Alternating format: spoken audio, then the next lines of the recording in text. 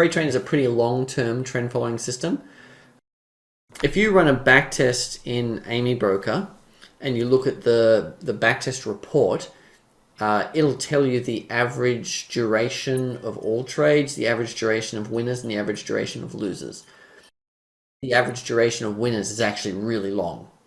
And the way it makes its money is you get into stocks that are going up and you hold them for as long as they keep going up in the long-term trend, right? And so that could be months or even a year or more.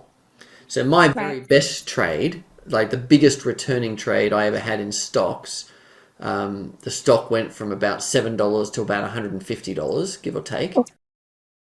Which is, I mean, that's life-changing money. It's unbelievable.